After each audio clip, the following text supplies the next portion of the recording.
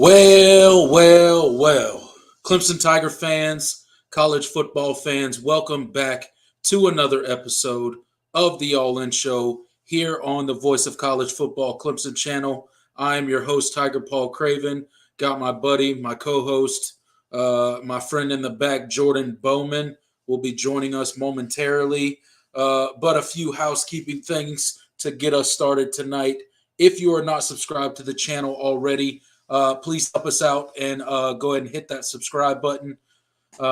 We are on the road to 5,000 subscribers. We hit 4K back in December, and we are trying to grow the channel some more.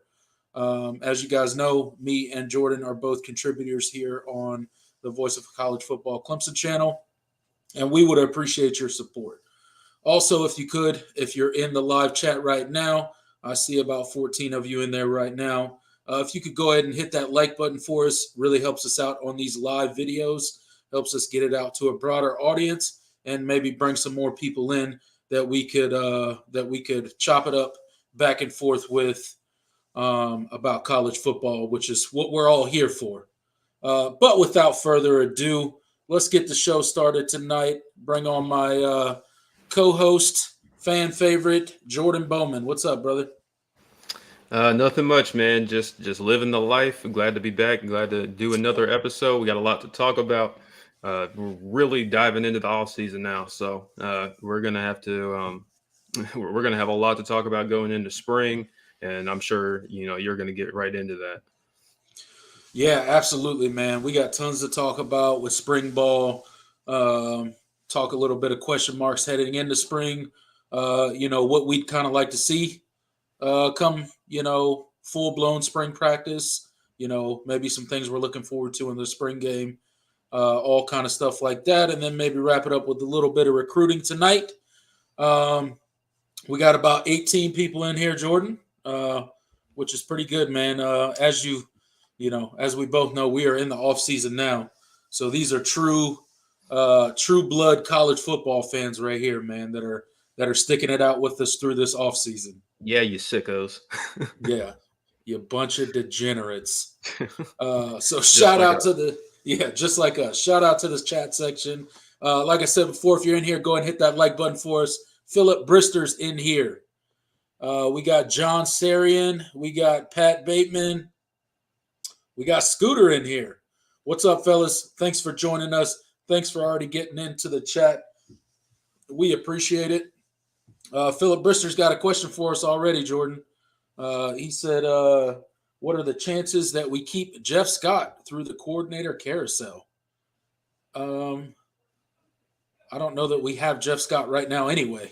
Yeah, That's the questions about Jeff Scott are simply you just can't answer any of them right now because you don't really know. I mean, because he very well could be taking a year off from coaching. I do think he will be involved with the Clemson program in some capacity in the near future, but is it this year? Who knows? right. That's yet to be confirmed. There's still a lot to go before the season starts, so I'm not ruling it out, but we don't really know yet. Absolutely. We do not know. Let's see. Yeah, everybody in chat. He's not on staff. Yeah, not confirmed anyway. Look, I mean, there's a ton of the Jeff Scott rumors around there. I mean, there's a ton, online and in message boards, and everybody knows somebody who knows somebody's sister's brother's boyfriend, right? His mom, or whatever the case may be, right? But we really don't know. There's been no official statements by either Jeff Scott or anyone of really merit that would have any sort of real information in it. So I think we all hope that Jeff Scott will one, do what he wants, do what's best for his family, but also as Clemson fans and you know us loving Jeff Scott and everything he's done for the program, we hope that we get him on and he stays involved in some form or fashion with the program. So we shall see. We shall. We shall see. But with all of that said, Jordan, yes, we'll go ahead and get started. with today's show. Let's do it. So we're going to talk about what we're going to talk about tonight, guys. We're going to talk about some of our question marks heading into spring at various positions, and talk about kind of what we think may happen or could happen, or just our opinion on that particular position heading into spring. As everybody knows, we lost some talent to the NFL, although we did have some return that could have left. So that's a positive thing. But at the same time, we did lose some talent to graduation and the NFL and all those sorts of things. So we got some good players to replace. Again, Clemson has a ton of talent on their roster, so no one's feeling sorry for Clemson that they're losing people to the draft or anything like that, any stretch of that imagination at all. So we are just here to kind of talk about and see what we think our coaching staff's going to do, how we think the depth chart may shake out. So one of the big positions that I wanted to start off with, Jordan, was something I'm truly interested in and something that I think could be a pivotal piece for this Clemson team next season, and that is the wide receiver core. There's been a lot of talk about the wide receiver core. A lot of Clemson fans want, Dabo Swinney to go out and kind of bring in some talent from the transfer portal. I've seen national media heads talk about, Clemson needs to use the transfer portal. And I'm not sure if all these people don't understand how many people we currently have on roster, or they don't understand the hard scholarship number that schools have to adhere to. But we don't have room to bring in a transfer guy. And we won't have room unless someone decides to transfer post spring. The portal doesn't open again until a week in May, correct? Yeah, it's a 2-week window in May to enter the portal. Right. Yeah, that'll definitely be past post. It would be post spring game. Everybody will know their kind of where they are, give or take on the depth chart. So yeah, it's going to be a while. If Clemson is going to take someone in the portal, it's definitely not going to be before spring rolls around. So absolutely, wait and see.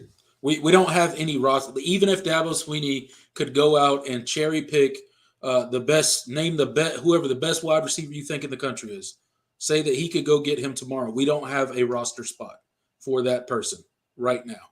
So the transfer portal is not happening, barring people transferring after spring practice if they don't like where they, where the chips fall after spring, and kind of if they're buried on the depth chart, they don't think they're going to get reps. They don't think Clemson's the best opportunity for them anymore, whatever the case may be. But barring something like that happening, which I'm sure there will be some transfers, there's just no roster spots. There's no room for that. So with all of that said, these dudes got to grow up. The guys on the roster right now, right? We have recruited well. Clemson recruits receivers very well, particularly that position. Some people have, said that it's fallen off in the past couple of years, and certainly something can be said for the production falling off for sure. A little bit better this year, but still falling off. So where do you kind of see our wide receiver room shaking out this year, Jordan? Or during spring, anyway? Yeah, it's a huge question for sure, and mostly because you have such a young position group, going into spring. You have Bo Collins coming off of injury, returning. I believe he returns the most snaps of any Clemson wide receiver at this point. So you don't really have a whole lot of proven experience with Joseph Ngata deciding to go to the NFL. So there's going to have to be some, there's going to be a few young guys that are going to have to step up, and you're also going to have that leadership emerge within the room. I'm really interested to see who the first option is going to be. I think Antonio Williams is the best wide receiver on the team, but he's a slot guy. It's not always it's not a problem with it, but it's not always great to have your number one receiving option be your slot guy unless you have just a truly great player. You saw how UNC used Josh Downs last year, well, over the past couple of years. And maybe Antonio Williams can be something like that, but you really want to have a bigger, outside boundary guy that you can really rely on to make big catches, get separation and all of that, because it really does open up a lot of opportunities for the other guys. So whether it's, whether Bo Collins is out there on the outside, he's a guy that's that can move around a lot. He's not really a contested catch guy, but I think he's one of the better route runners in the room. And he is a very, very good player when he's catching the ball consistently. Yeah. And he's tough for opposing defensive backs to defend against. But other guys like Adam Randall and I am blanking on a lot of these names right now. Cole Turner emerging out of the slot as well. You're going to have some guys really, really, really step up. You have some talented true freshmen coming in as well. See if they can shake it up a little bit. Ronan Hannafin, Noble Johnson, Tyler Brown. So this is going to be a really young group with not a whole lot of experience in snaps. So it's going to be really key for this offense, especially with Garrett Riley. He's going to demand a lot of them, whether it comes to being options in the receiving game, and as well as blocking, because trust me, Garrett Riley, if you've watched, Garrett Riley's offenses, his wide receivers block. You got to go out and block. Right. And you have to be a willing blocker. That's not anything new. Clemson is always, demanded of their receivers. Haven't always gotten it the last couple of years, but it's something that's always been required within the offense. Being is going to be key as well. So these are a lot of things that, get better with more experience. So it's going to be really interesting to see how much progress a lot of these guys in this room can make. I saw someone in the chat, I believe it was John Sarian, that mentioned Troy Stellato. He's a guy that's been really interesting. He's been injured. He's been injured pretty much ever since he was a true freshman. Hasn't really been able to get on the field. A guy that Clemson won a pretty big, recruiting battle against Ohio State for. He's a guy that could also open up a lot of opportunities in the passing game if he really, comes along, because he's really been behind. So there's a lot of young talent in this group. So I'm really interested to see who emerges in this position. Yeah, absolutely. And receivers, I think the biggest, we have a lot of question marks, but I think receivers are one of our bigger question marks on the team, just because I think it can affect the success of this team greatly next year, right? If we have guys step up and really grow this offseason and really develop and come out and really grasp and buy into a Garrett Riley offense, we can see, we could possibly see a complete 180, and everybody could be talking about the current receivers on Clemson's roster next offseason much differently than they are talking about them right now, right? So, to your point, we're going to have a very young receiving core. What the most experienced guy coming back is going to be Bo Collins, right? And got us off to the league now. We got Bo Collins coming back. I look for him to have, I feel like he's been, he had a pretty good season this past season. Got hurt late, but I feel like he had a pretty good season. I look for him to develop some more. I'm really excited about Adam Randall, especially as much as the coaches were talking about Adam Randall, in fall and all that kind of stuff over the summer. They were really, juicing up Adam Randall and how amazing he looked on the field and how excited they were to see him in this Clemson offense, and then he tears his ACL and he's kind of, he shakes back, but, he got back on the field, but I don't think he was ever truly confident in his knee or truly healthy this past season. So I'm really excited for Adam Randall to finally be healthy, hopefully trusting his knee and feeling really comfortable with it, maybe getting that brace off of it, or, at least just getting more comfortable with wearing that brace and, getting in and out of breaks and cutting and all the stuff that you have to do as a wide receiver, right? So really excited about him. I mean, you mentioned Antonio Williams. That was a breath of fresh air this season. I don't know where this Clemson offense finishes without Antonio Williams this past season. And that's crazy to think, because he was not on the roster the year before, right? True freshman comes in and truly was the number one option for this Didn't even Clemson play spring offense. ball. People Yeah, forget that he enrolled in and immediately became one of the best receivers on the team without the benefit of spring practice. So yeah, that's pretty incredible. that's impressive. That's impressive. And that just I think that just goes to show his work ethic, right, and his ability to really grasp an offense, which is good because everybody's starting at square one again, right? So new Clemson offense, you got to learn it all from scratch. Garrett Riley comes in with his new scheme, and to your point about the perimeter blocking, Clemson's done a ton of that in the past, but Garrett Riley's offense is going to demand even more. He likes to get out on the perimeter, get the balls to the backs, get the balls to the skill guys on the outside, and that requires some good perimeter blocking. So those dudes are going to have to be out there, willing blockers, get their nose bloody a little bit, pick up some linebackers and stuff. So it'll be interesting. Troy Stelato's an interesting one.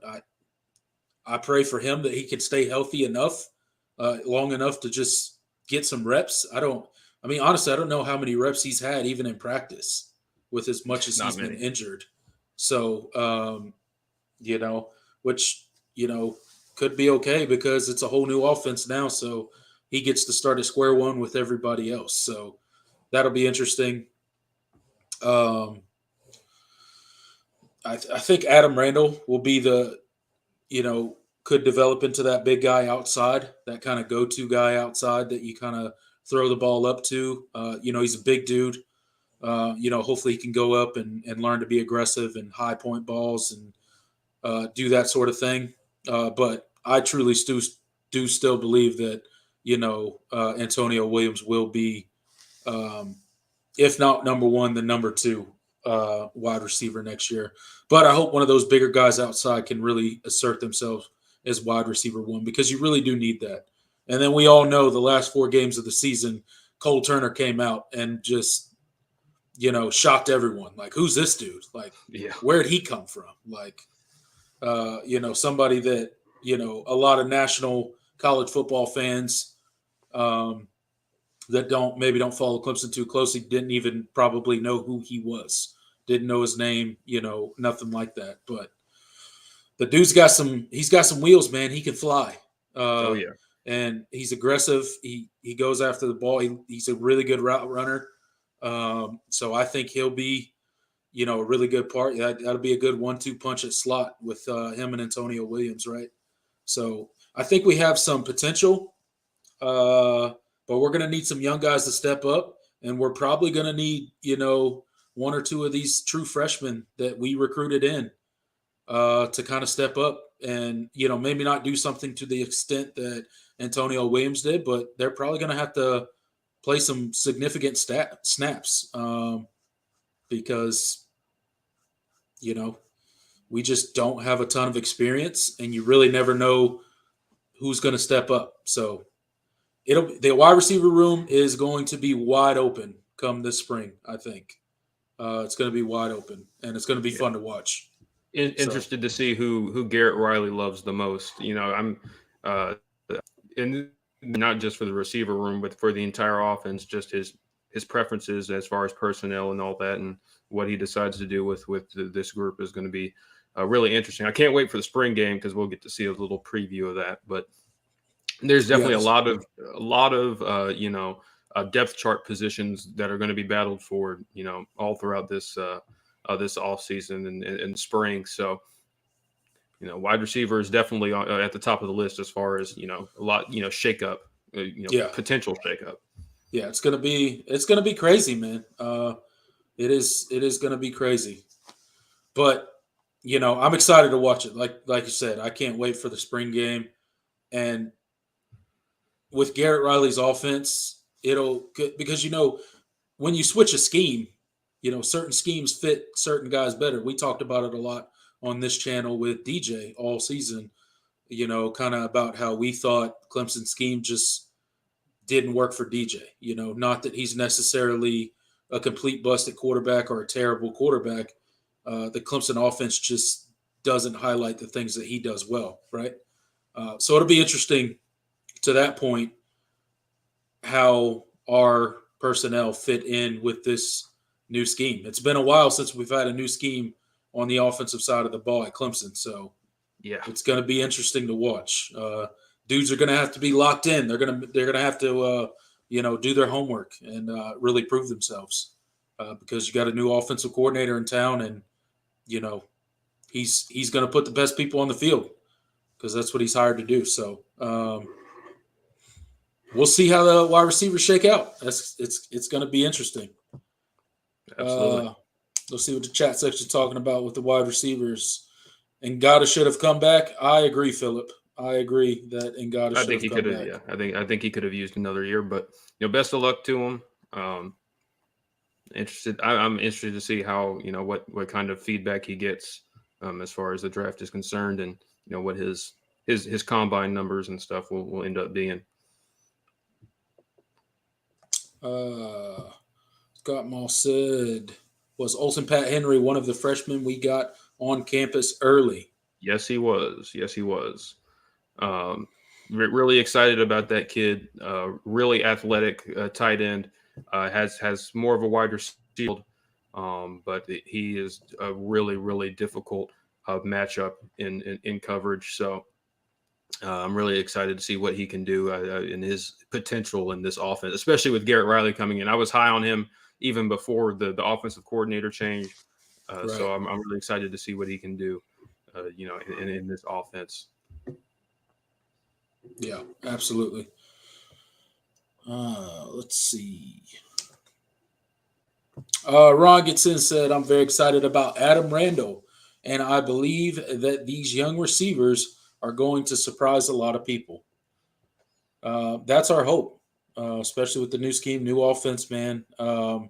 Maximize because Clemson is not hurting for talent. So Nope. it's up to the coaches to figure out how to best use that talent. They are one of the most talented teams every college football season. So there's not really, you can't be a coach at Clemson and, be like, well, we just don't have our dudes. Well, that's not an excuse at a place like Clemson. So, Yeah. I have a lot of hope for this receiver room, especially in this new offense. I think you'll see, because it's an offense that tries to create mismatches, and that's something that I think this Clemson's offense has just missed really sorely these last couple of seasons, and I'm really excited to see what he does, what Garrett Riley does with his personnel, because I think you have some guys that can really create some mismatches when put in opportune situations. So going to be a very, very cool thing to see. absolutely. John Sarian gets in and said Riley's past three offenses have been more balanced run pass compared to Clemson's last three. Hopefully that continues this year. Yes. It is a run-based offense. Things work off of the run. Yep. They do like to stretch the field and all that kind of stuff. But which is, and it's kind of counterintuitive to what a lot of people are think of when they think of an air raid offense. But an air raid doesn't mean you just throw the ball a bunch. I mean, yeah, that's what Mike Leach, rest in peace.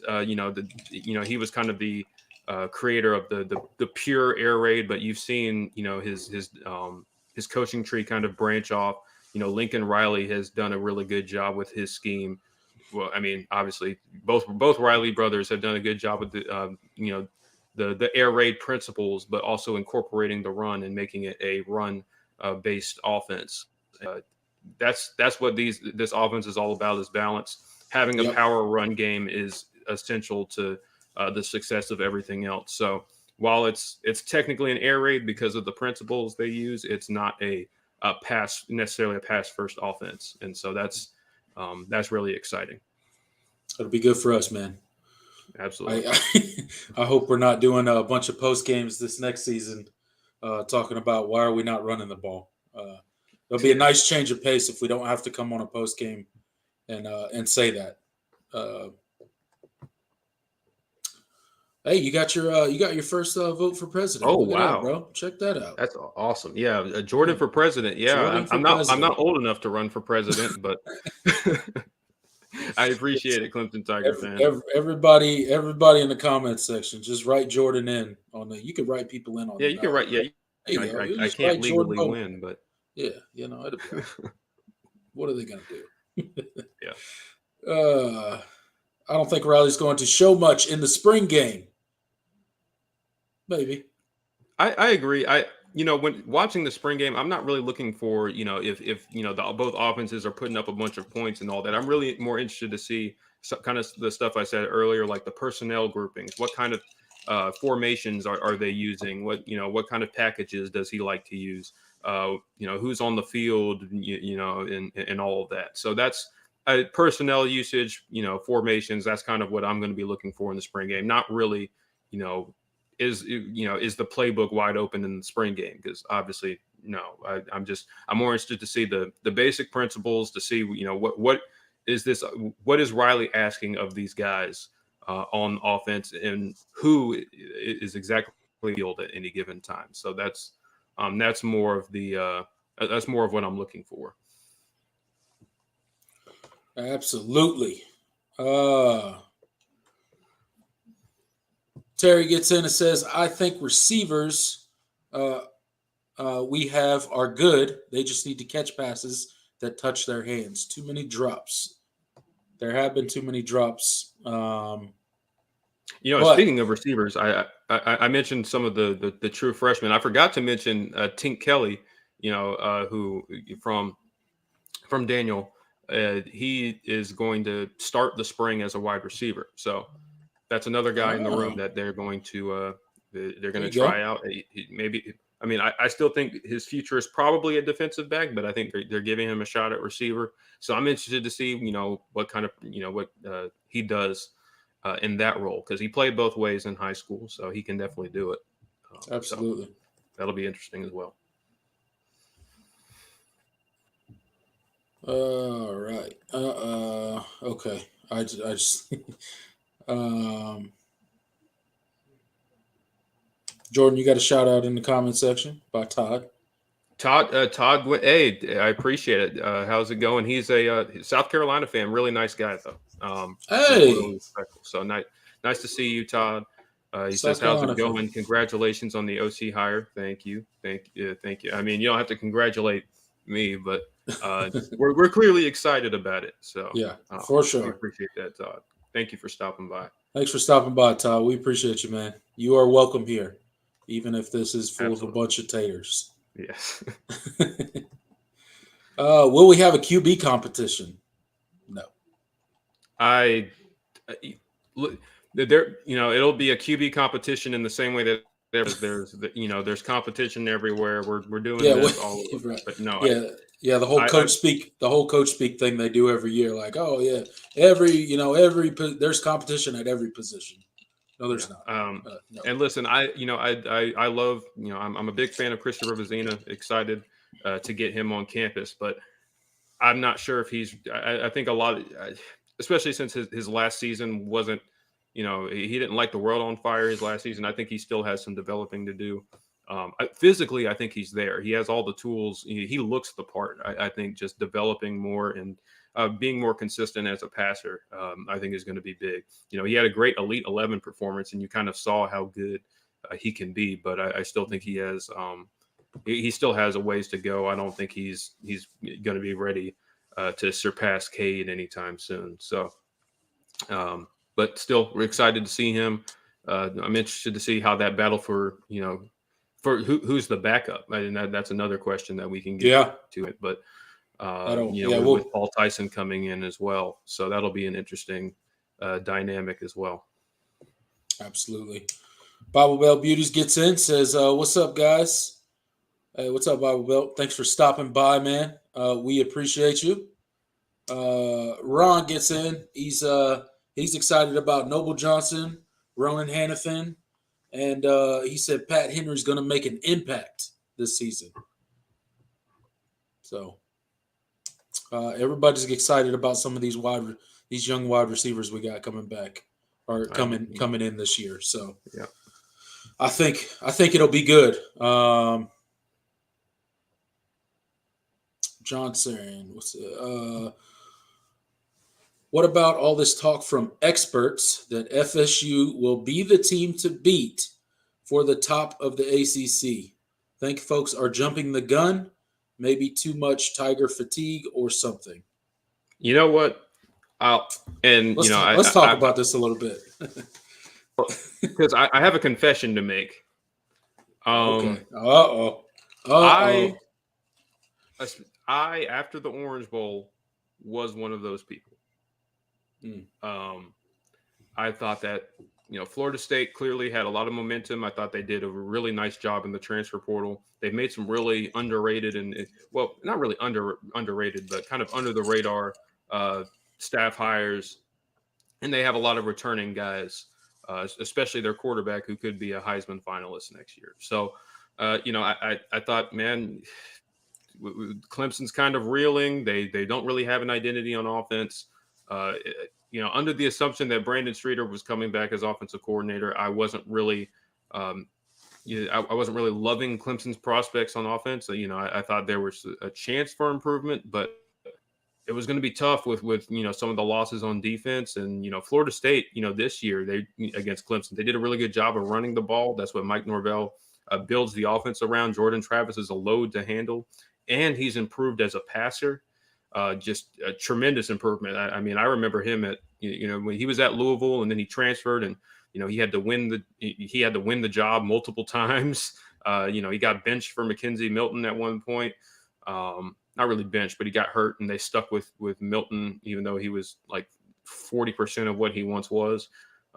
So he was a guy that had to really fight and claw and really develop in Mike Norvell's system, and now he's a bona fide star. So I was a little apprehensive about Clemson's chances. I think the good thing is that Florida State has to come to Death Valley this year, so that'll be that'll be interesting. But no, I think Clemson should be the team to beat. I think they should be the favorite. I think with this change, I think it's really huge, because I think most of Clemson issues stem from on the offensive side of the ball, and I really think that Garrett Riley is going to correct a lot of those just from a scheme, a philosophy standpoint. I think that change is going to add a much needed boost to this program in general. So I think Clemson should be the favorite. Florida State is certainly on the rise. It's going to be I think it's going to be neck and neck as far as who the preseason favorite is. I think you're going to see a lot of voters on the FSU train, but I have officially, stepped off the ledge. I'm back on the Clemson should be the favorite in 2023 camp. All right. So thank you for that confession, Jordan Bowman. By the way, John Sarin got in while you were going through your whole spiel there and said that your Twitter depressed him. My Twitter too. I was going through all sorts of pain. You were going through the 5 stages of grief. Yeah. I was, I had me listening to Drake. I had Marvin's Room playing in my room after, at 1:00 in the morning. That was depressing. That was a tough time. Tough to dark place after the Orange Bowl as a Clemson fan. Yeah. Dark place. That was a miserable post game reaction. No, there wasn't a whole lot of good stuff to talk about. And it's never a way, like when you end the season, like it's not how you want to. You never want to lose to end the season, but when you lose like that, and then put on top of it, it's in the Orange Bowl, a New Year's Six game on national television. Everybody's watching and laughing at you, like. They're still laughing at it. Tennessee is still trolling Clemson. Their social media team is still, making videos and stuff. I'm like, oh man, we did it to ourselves. Some of it's pretty funny. Yeah, I mean, we allowed that to happen. So, yep, good on them for taking the opportunity, right? But with all the FSU talk, and I do understand it, they have Jordan Travis coming back. They have a lot of players returning. They were super good this year, right? They had a rough stretch of their season where they played North Carolina State, Clemson, and UNC, Georgia right? Tech. Georgia Tech. Wait, Uh, no, no, Wake Forest. Wake Forest. Wake I'm sorry. Forest. Jesus, take the I wheel. was All thinking. right. I was thinking of UNC because Luke is. Luke Yeah, is in the chat. Luke's in So there calling us he's calling us a basketball school. We appreciate you, Luke. We might be a basketball school, but if we are a basketball school, we're not the traditional basketball school because we're not going anywhere when it comes to football. So maybe we'll just get good at basketball too. yeah. Maybe Brad Barnell finally figured out how to put a team together. I don't know. We'll see. We'll see how they finished. Imagine having multiple ACC losses. I can't relate. I can't. Luke Yeah, can though. yeah, man. That must be tough. North Carolina, man. I don't know what happened to them. You remember when North Carolina used to be a basketball school? They used Yeah. to be good at basketball. Now they're I not don't know good what at happened to anything. that. Now they're not good at anything. It's terrible.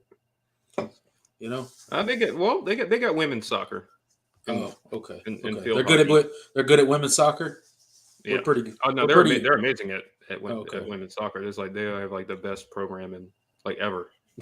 Okay. It's like they win the title every year. Oh, well.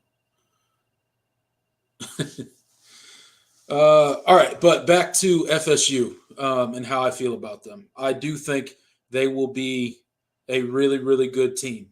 And can they beat Clemson next year? Yes, absolutely. It's a possibility. But I think some of the FSU hype is getting a little out of control. They're starting to feel themselves a little too much. And I don't necessarily blame them, but you better back up all the noise your fans are talking this offseason. And they got a big billing to live up to next year. Because, if you ask some of those FSU fans out there, they're back on top. They're going to steamroll through the ACC. They're going to dethrone Clemson, and it's going to be back to FSU's conference. So good luck with that. I don't think that is going to be the case. But if you would have asked me, I might have felt a little less convicted in Clemson staying on top after the Orange Bowl loss and before the Garrett Riley hire, if I'm being honest. So I felt much like you did, Jordan. But now with the Garrett Riley hire, us going in a completely different direction on offense, which I think has been our entire problem the past 2 seasons. It's been offense. Our defense has played well enough to, have a legitimate shot at being in the playoffs and being, a contender. If our offense could have just gotten the job done, I think our defense was good enough. So with all of that said, pump your brakes, FSU. You got to dethrone the champ in order to pretend like you're the new champs, okay? That has to be done on the field, okay? So you can do all the trash talking you want, but you got to do it on the field. You got to get the job done. And unfortunately for you, you got to travel to Death Valley. And that game is going to be crazy. It's going to be rocking. It's going to be a great atmosphere this coming season. So I look forward to it. Hopefully FSU holds up to their billing. Hopefully Clemson can hold up to their billing as well. And, maybe that's an undefeated matchup in Death Valley sometime in, November or something. I don't know. Oh, I'd love it. That'd be for all the marbles right there. It would be a cool thing. So hopefully that happens. But I do think FSU's gotten a little ahead of their skis, some of those fans. But I understand. Let's see. All right. So let's move on. Jordan, we talked about wide receivers. So we got a lot of other positions to talk about. Let's go O-line. Let's go O-line. I like talking about the big boys up front. Who's going to be starting for the O-line this season, particularly at a certain position that we are replacing? As everybody knows, we lost J-Mac, our longtime starting left tackle. Now we have to replace him. How is that going to look in your opinion, Jordan? Yeah, it's a really huge question. There's there's a couple options. There's a couple ways the Clemson, offensive line could go. Oh yeah, yeah. There's quite a few. I think the go-to answer is that Tristan Lay comes in. Um, he's been sitting on the bench, biding his time. Former Yep. 5-star recruit, one of the highest rated, actually the highest rated uh, offensive line recruit Clemson has ever signed. Um, it's gonna be interesting. A guy that the staff is really high on, but they have been vocal and well, they haven't been shy about saying that he has some developing to do. He had some developing to do physically. Um, so I'm really interested to see how much progress he makes in the spring, because if Clemson if Tristan Lay is ready, I think that would be nice for the continuity on this offensive line. Because if Tristan Lay is not ready, then the other alternatives are guys moving along the line. Maybe Mm-hmm. maybe Blake Miller moves to left tackle, or maybe Right. Marcus Tate. Marcus Tate moves from his guard position. Um, and that kind of that forces a guy deeper in the depth chart to have to step in at one of those positions if Lay is not ready. Unless I don't think Lay can really play guard. I think he's a bona fide tackle. I think he's too he's not one of those tweener types. Yeah. Do you think they would Maybe move? Colin Sadler is ready. Who knows? Yeah. Um, but either way, I think the ideal situation would be that starter that is on the depth chart. That is, well, I'm sorry, you have a guy in the depth chart that is ready to become the starter, instead of moving a guy who's already starting at a position and moving him. Because I think you're returning 4 or 5 starters, and they've spent a year at the position. I think having some continuity there would be big. As Yeah. far as their development, and guys not having to learn a new position. I Yeah. know they cross train a ton, but I think it's just better if everybody's kind of on the same page there. So Yeah. I mean, obviously, just staying in your same position, the more reps you get at, the same exact position, obviously, the better you're going to get.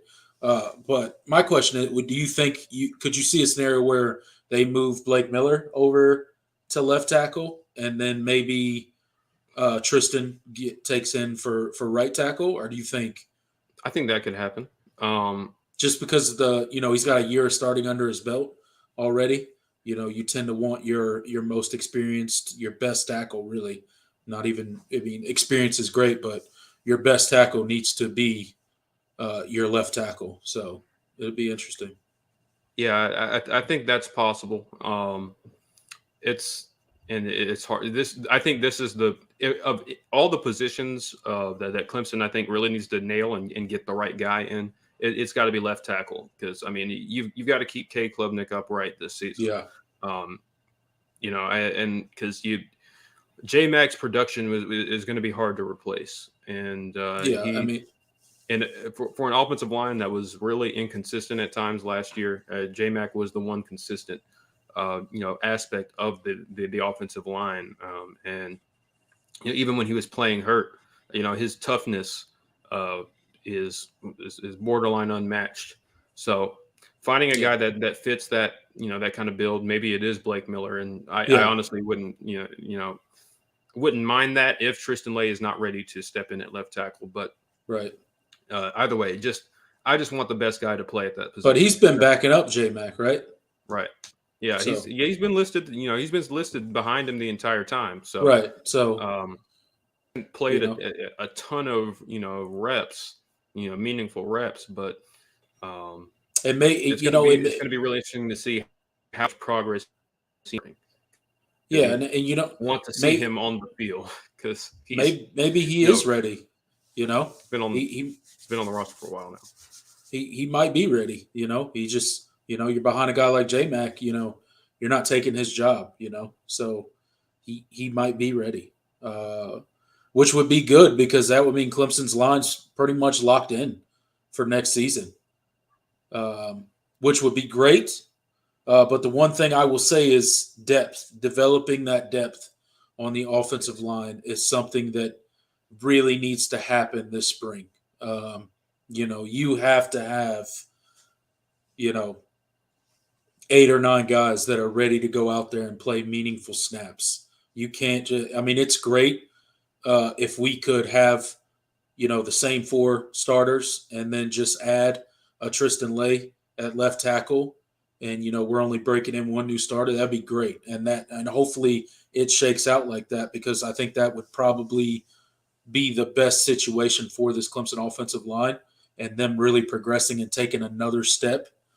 They were super inconsistent, but you get guys with every more and more snaps. Another offseason to get in the weight room, get stronger, get better. Um, I think they could really take a step forward if they stay at the same position.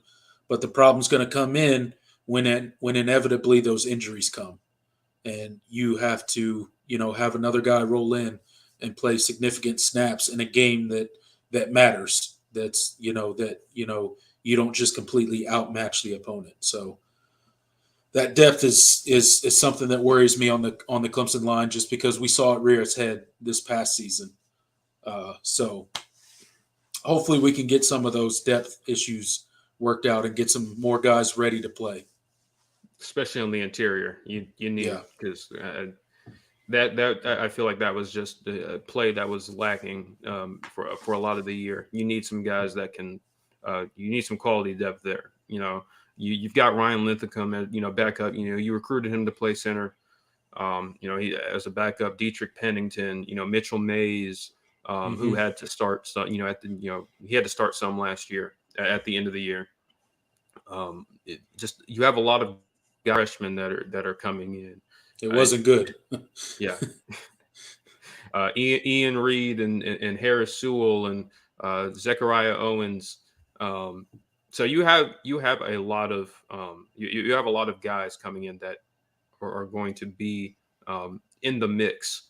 So you have numbers, but you really need to start building up that quality depth. You need guys that are ready to play, because it's such a physically demanding position. Yeah. Injuries happen, and you have to be prepared for anything, because this team was not really prepared for a Jordan McFadden injury or or Marcus Tate injury. It showed too. You saw the play really drop off. Yeah. Marcus Tate went down and the interior offensive line fell apart. It was crazy. And it's never like, I mean, it's great because you realize that guy is, he's really good, but you never want a drop off to that degree. Because it means bad things, because things happen. You're one snap away from, a defensive lineman rolling up on a O-line's ankle, getting a high ankle sprain, twisting things that, anything can happen on any given play. And it's just too valuable of a position not to have solid depth ready to go. You just set yourself up for failure. Edward says it'll be, let's see, here we go. He said Tristan Lay, Marcus Tate, Putnam, Walker Parks, and Miller. That'll round out the line. I can see it. I think that would be that would be the ideal situation if Tristan Lay is ready. And I think Eamon said it earlier in the chat, and I agree with it. Don't start Tristan Lay just because he's a 5-star. Yeah, absolutely. I totally agree. Yeah, you've got to earn it. Absolutely. No. You've got to be able to play the position, to at a level. So. Absolutely. And we've been recruiting well on the offensive line, so it's just, it's, as we know, it's a slow developing position. So, a lot of times they take longer than any other position to really develop and get ready. And then, occasionally you got a guy like Blake Miller that just walks in day one and, he starts. Yeah.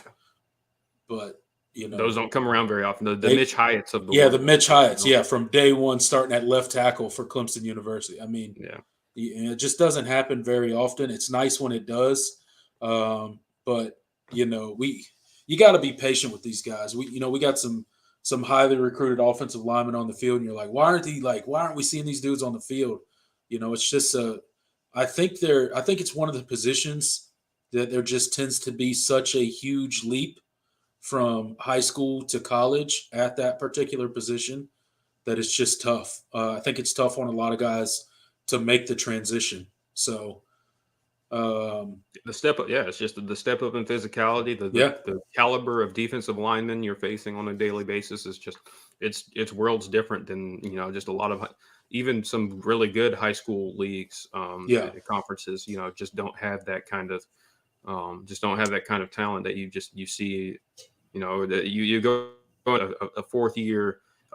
Defensive lineman in college that's gone through a college, strength and conditioning program and nutrition, and yeah, it's a different, especially yeah, as a true freshman, and you have so much that you're responsible for. It's a mentally and physically demanding position. So absolutely. Not to mention these dudes go up against the Clemson defensive line every day in practice. So it's just yeah, it's tough. imagine being a high school team, high school player, and then you're in high school, last month, and all of a sudden you early enrolled at Clemson, and now you're lining up across from Brian Brzee or Xavier Thomas or Yeah, Tyler Davis. Like Jesus, dude. it's brutal.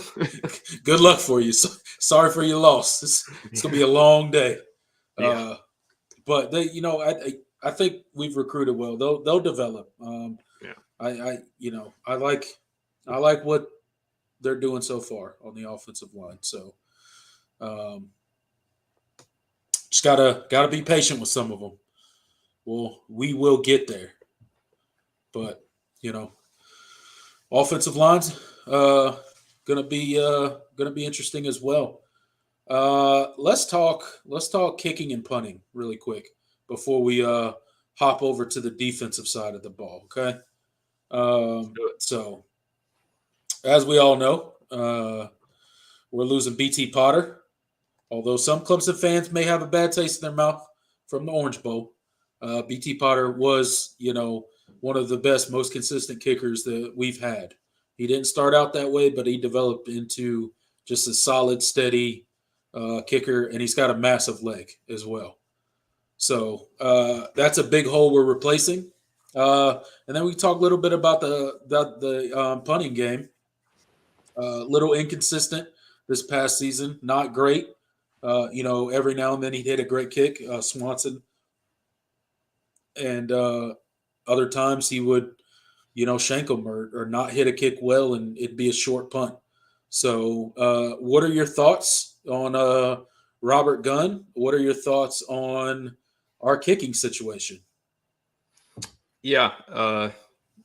My thoughts are that I really have none, other than I hope Robert Gunn is good. You think And BT Potter listen, helped Robert Gunn out while he was there? look, yeah, yeah. Listen, to his credit, I mean, he was one of the top kickers, in the Sure, country. I think sure, he yeah, might have been the top kicker in the country. If you look, so the kid has talent, but hey, Aiden Swanson was a pretty highly rated punter as well, and he certainly had his freshman moments last year. So absolutely, yeah, it's going to be it's hard sometimes. Some kickers just they come in day one, and they find their groove. They're consistent, and they really get it. But just some kickers just don't have that. But I really like Robert Gunn. I think he has all the talent in the world. I think he could be a great kicker. But we're just going to have to see it, and we're going to have to see how much progress he's made this year. It kind of he's learned he spent a year learning under one of the best kickers in Clemson history. So hopefully that helps, and maybe helped him go through get through some of those learning curves, on the bench, as opposed to a guy like BT Potter who had to. It was rough. It was rough very early on. So trial by fire. yeah. So hopefully, BT gave him some pointers, gave him some coaching, and but yeah, Clemson's going to need a good kicking game, as any team does. That'll be big. He's got a hell like BT did, so uh, that'll be huge. Be huge. Yeah, we'll see how it goes. I hope he's up for the challenge, but honestly, at the end of the day, regardless of how highly recruited you are or highly rated you are as a kicker, I believe he can get the job done. but you really never know until the lights are shining bright down on you and you got to go make a kick, right? So, Yeah. and that's kind of where BT Potter initially struggled, right? So he was super inconsistent. Always had the leg, but just had to hone in that accuracy issue, that He would nail consistency. those. He would nail those 53 yarders, and then That's right. just shank a 30, just a 35 yarder, and you're just like, oh, okay, It's all like right, BT. what is happening? Yeah, So you could go kick a 60-yarder, but if we get any closer than that, we just gotta go for it on fourth. Uh, but yeah, hopefully Robert Gunn, you know, hopefully he serves us well, and hopefully Swanson can work on some kicking strength this offseason. I yeah. don't know. I don't know. Get in the weight room, work out. You're like, I don't know what kickers have to do to increase distance. Okay, I have no idea. I'm not going to pretend to There's know. not real, as far as I know. Is it just natural ability? I'm not a Like, special team. Yeah, there's not really much you can do. I mean, there's some technique things that you can do to, that will, and just form that can help with distance, but really, kicking is, as far as kicking power and all of that, and just just sheer distance. That's mostly just God given talent. Accuracy is much different. That takes that's a lot of reps, yeah, nuance, understanding your technique and consistency. That's something that can be accuracy can be coached a little bit more, obviously, but I don't think Robert Gunn needs that. Needs to increase his legs. His leg power. I think he can. I mean, no. Edward mentioned in the I was chat. talking more. I was talking more Swanson. Oh, you see, I'm still on Robert Gunn. Yeah, Swanson. Aiden Swanson. Yeah, it's the same thing. It's kind of the same thing, but Yeah. I don't think that Swanson. I don't think his problem when he's not getting enough distance is his actual leg strength. I think he can hit with power. He's done it. He did it sometimes this season. Right. It's just consistency. I think I don't think Clemson particularly blocked for his punts very well at You got a times. good point there. Yeah, As you have a good point there. Yes. he had. I don't think he was all. I think comfortable. Being comfortable back there Okay. can certainly or being uncomfortable back there can certainly affect it. Just a lot of things. But I'm not a punting expert. I'm not a punting coach. So I'm not gonna pretend like I am one. But I don't is really just. He's not getting enough power on it, but I don't think it's because he doesn't have the leg to do it. I think it's other things. So well, hopefully Clemson. That's another, just kind of blanket one that needs some improvement this spring is special teams. Period. Just and the problem is you saw so much. It was the special teams play was so good at the beginning of the year, and then just fell off a cliff. Yeah, I don't understand. Clemson was blocking punts. They were covering well. Will Shipley was getting big returns. It got downright confusing towards the end. I was just like, what are we doing? Like what is happening right now? We couldn't figure out how to play special teams. I don't understand what happened, but figure it out, Clemson. You change the special teams coach. You bring in a specific special teams coach. I don't care what you do, but please do not make it look as bad as it looked towards the end of the season last year. Special teams should not be affecting games the way that Clemson special teams did at times this season, in a negative way. If it's in a positive way, sure, but the negative way that sometimes the special teams affected Clemson's team this year, that's just all three losses. Yeah, special teams mistakes. You cannot let that happen. It's just unacceptable. Got to get better there. But yeah, shout out to Robert Gunn. Hopefully he's up for the challenge. He's got some big shoes to fill. I'm sure he already knows that. As you said, he's got plenty of leg, and hopefully he's got the accuracy to go with that. But we really won't know until he gets under the lights, has to make that first kick. That's when it gets real. Edward says we need a real special teams coach. Yeah, I agree. Well, I mean, you've got Mike Reed in the position. He's already got to coach, corners, and he hasn't coached special teams in about 18 years. I think the last time I think he coached special teams for a little bit, in the league when he was with the Eagles. But Right, and that's my thing is like I know you don't work special teams, nearly as much as you work offense and defense and all that kind of stuff, but like that seems like a lot when you're coaching up, the DBs, and then you have to like, you got to kind of split duties there. And I'm not saying it's not possible, and I'm not saying he's not capable of doing it, but I just feel like, isn't there a better way to handle that and make that somebody's sole responsibility to just focus on special teams? I don't know. Maybe it would help. Maybe it wouldn't. But what do I know? I don't. Yeah, whatever. It'll. Hopefully, it improves. Get it done, Clemson. Better special teams next year. All right, so that kind of wraps up our question marks on offense. Well, I guess we could talk a little bit of Garrett Riley. You talked a little bit about his personnel preferences, and it'll be interesting to see how he utilizes people and who he utilizes. So that'll be interesting. I think some of it will be answered in the spring game, like you alluded to.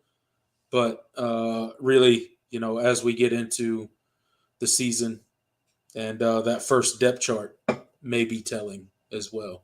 Whenever Clemson decides to release that, which is, the last possible second that they can. And then they're just going to put a bunch of oars on it. Yeah. So what they did. That's no one's the number one. It's everybody. Everybody's the starter, which is interesting. All right. Let's talk about the linebacking core. Lost Trenton Simpson. Got that hole to fill there.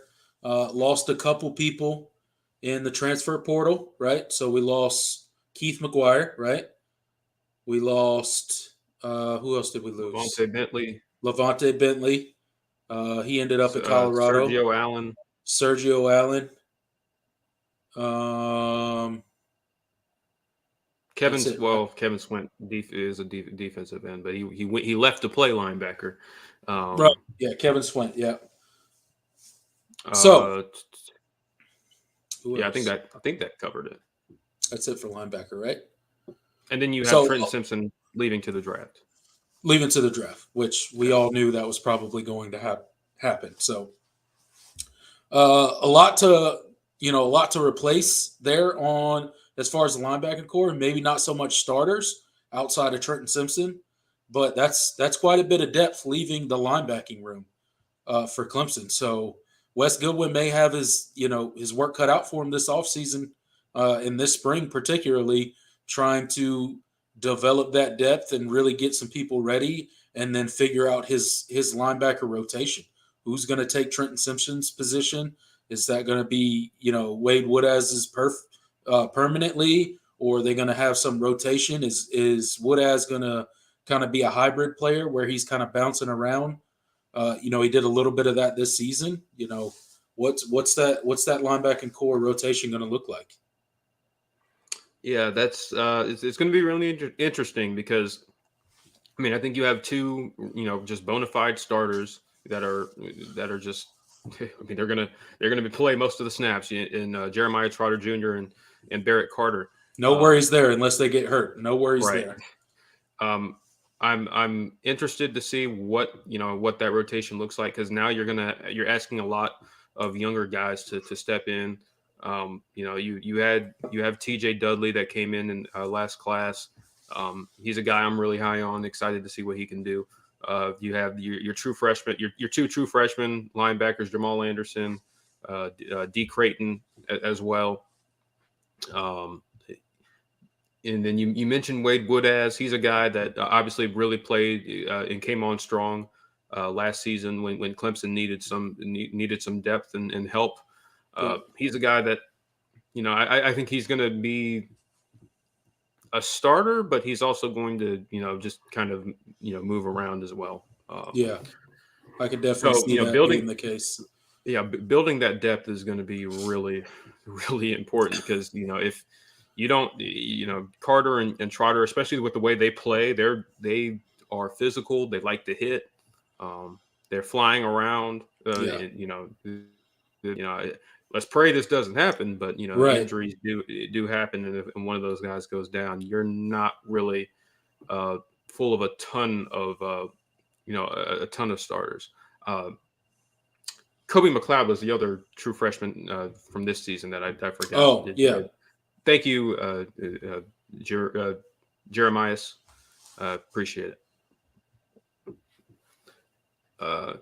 So yeah, you've got a kind of thin rotate. You've got a thin rotation there. So I think Barrett Carter and Wade Woodaz have a lot of scheme versatility. I think they can play any position. I think Carter has excelled this season at Sam and Will. Yeah. So I think he's a guy that you can that can move around a little bit as well, depending on what you need personnel wise. So that's going to be a really key battle, and see who kind of is higher up in the depth chart going at post spring and all of that, because there's going to be a lot of competition at that spot.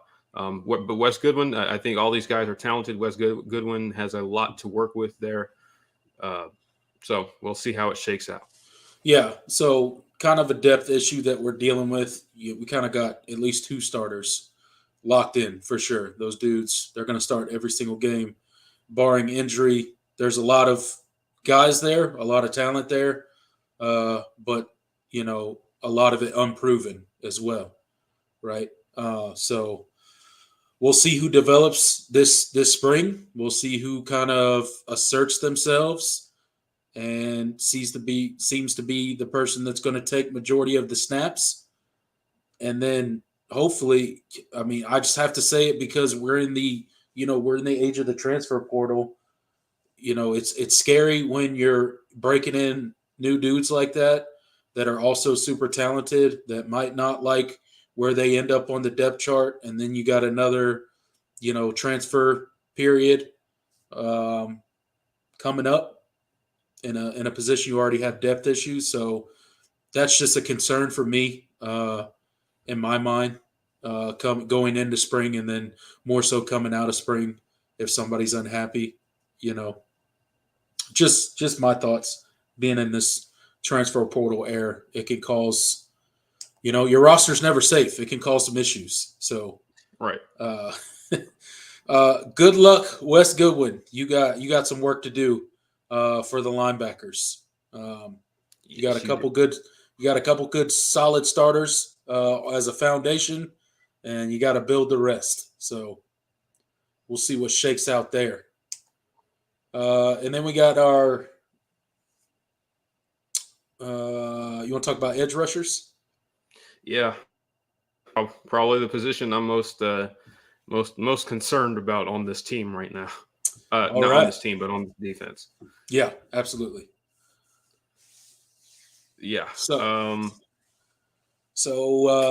just to frame it a little bit, as everybody already knows, we lost KJ Henry, right? We lost Miles Murphy. Those were our 2 edge rushers that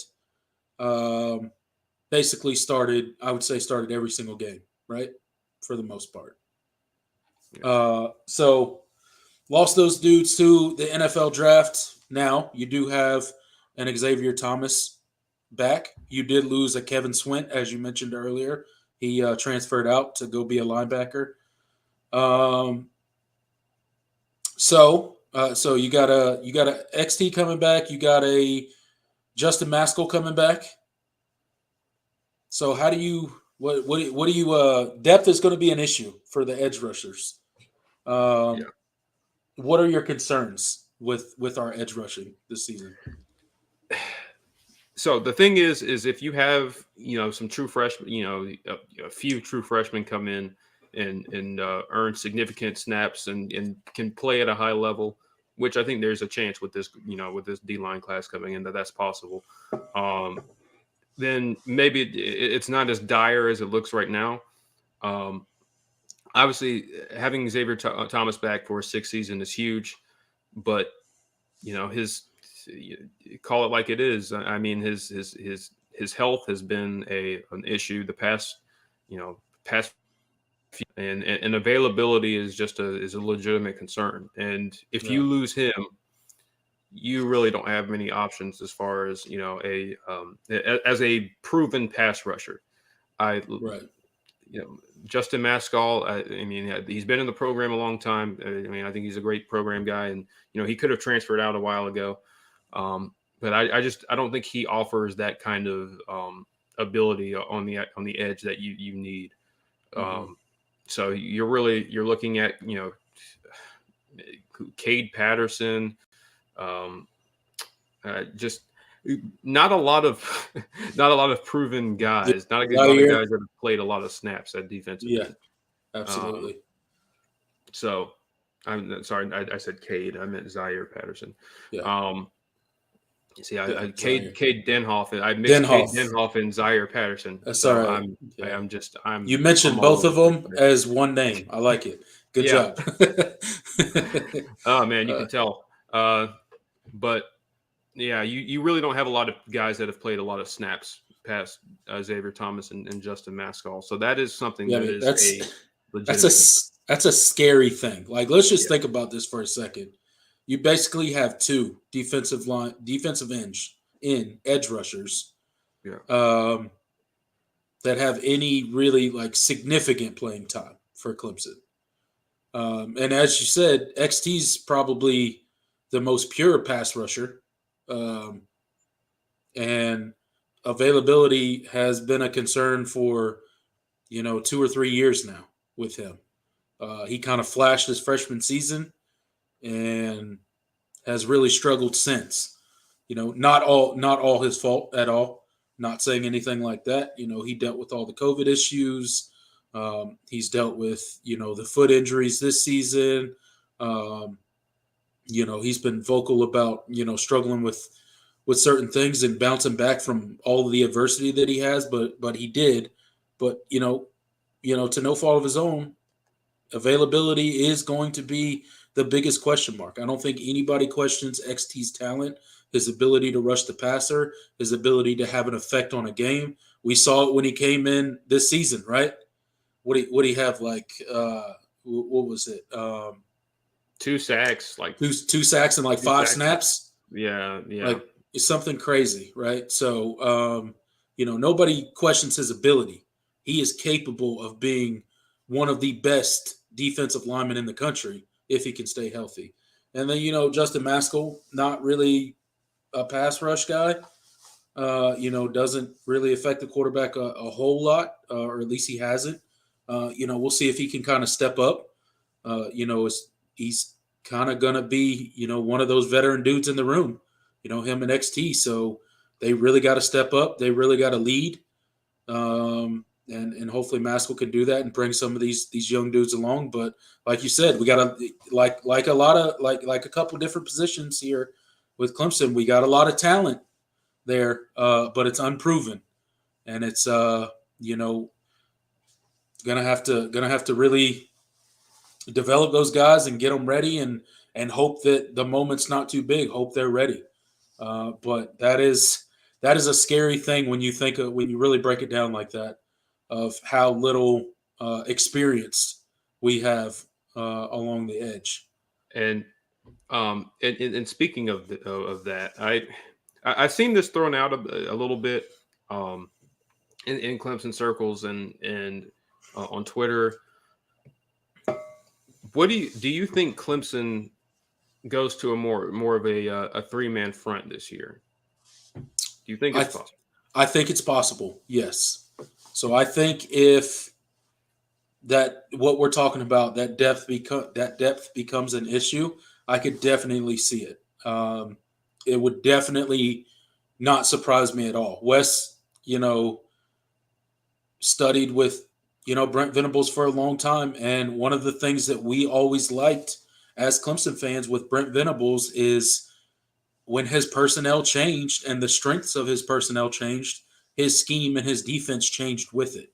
And you remember the season we did, the 3-man front defense, right? Because 2019, some of the same issues, right? and he kind of just pieced together a scheme and did the best he could with the available personnel. So I don't think that's out of the realm of possibility. And if that's the best way to play this personnel and that's going to get the best results on the field, I hope we see it. And that's really, that's going to be a call that Wes has to make. But I think being under Brent Venables and kind of seeing how he switched from a 4-man front to a 3-man front and then back, it's definitely something he's seen. He's at least seen it done before. Maybe not done it himself, but I think the blueprint has been there for him, and it wouldn't surprise me if that happens because of the depth issues. And I do think that there's a chance that it's something that Wes is more comfortable with anyway. I mean, if you go back to his time at with the Cardinals, I mean, he was there when Chandler Jones was there, and Chandler Jones was there when Bruce Arians was head coach, and they ran more of a they ran more of an odd front. I think that's kind of where Wes has kind of gotten his that's kind of where he's learned a lot of his philosophies from. Obviously, he spent a lot of time with Brent Venables, but I think it's something that he's more comfortable with. And you saw him, you saw a 3-man front, at times last year with Clemson. So I'm really interested to see what the decision is there. So it's going to be that's another question that has to be answered because. Just the lack of depth at edge, the lack of rotation, your ability to rotate, at least right now, is certainly a concern. And they're best guys on the field.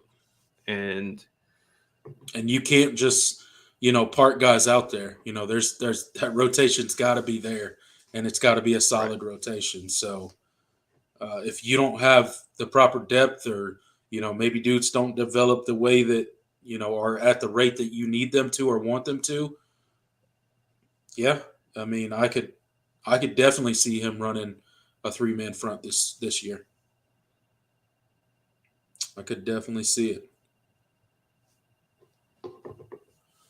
Let's see. I don't think we can switch full time to a 3-man front. I mean, I disagree a little bit.